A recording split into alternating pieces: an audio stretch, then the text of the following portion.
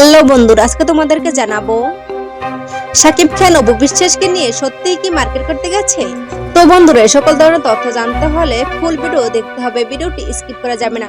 আর তুমি যদি আমার চ্যানেল নতুন দর্শক হয়ে থাকো তাহলে ভিডিওতে লাইক দিয়ে চ্যানেলটি সাবস্ক্রাইব করে পুরো ভিডিওটি দেখতে থাকো। আর তুমি যদি ফেসবুক থেকে দেখে থাকো তাহলে ভিডিওতে লাইক দিয়ে পেজটি ফলো করে দাও। তো বন্ধুরা, আর দেরি না করে মূল ভিডিও শুরু করি। শাকিব খান ও অপু বিশ্বাস একসাথে মার্কেটে যায়। বাংলা সিনেমার রাজা শাকিব খান আর অপু বিশ্বাস আবারও একসাথে। হ্যাঁ বন্ধুরা, আপনারা ঠিকই শুনেছেন। গতকাল সন্ধ্যায় অপু বিশ্বাস ও শাকিব খান ঢাকার একটি নামী শপিং মলে গেছেন, আর সেখানে গিয়ে তারা দুজনে একসাথে মার্কেট করেন। আর এই দুই তারকাকে একসাথে মার্কেট করতে দেখে নেট দুনিয়া তোলপাড়। শাকিব খান ও অপু বিশ্বাসকে একসাথে দেখে অনেকেই ভাবছে এটা কি শুধু কাকতালীয়, নাকি নতুন কোনো সিনেমার শুটিং করার জন্য তারা মার্কেটে আসেন। কিন্তু কোন সূত্র বলছে আশেপাশে কোনো ক্যামেরা টিম বা সিনেমার ইউনিট ছিল না। তাহলে ব্যাপারটা কি? পুরনো সম্পর্ক কি তাহলে ফিরছে? আর একটি চমকপ্রদ খবর হলো তাদের দুজনকে দেখে গেছে একটি কিডস স্টোরে দেখে যেতে। আর সবার মনের প্রশ্ন, তাহলে আব্রামকে নিয়ে ঘুরতে যাচ্ছেন তারা, নাকি পুরনো সম্পর্ক আবার নতুন মোড় নিচ্ছে?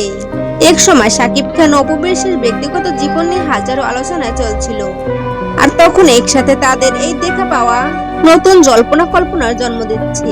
আর অনেকেই শাকিব খান ও অপু বিশ্বাসকে একসাথে দেখে মনে করছেন হয়তো কোনো সারপ্রাইজ আসছে।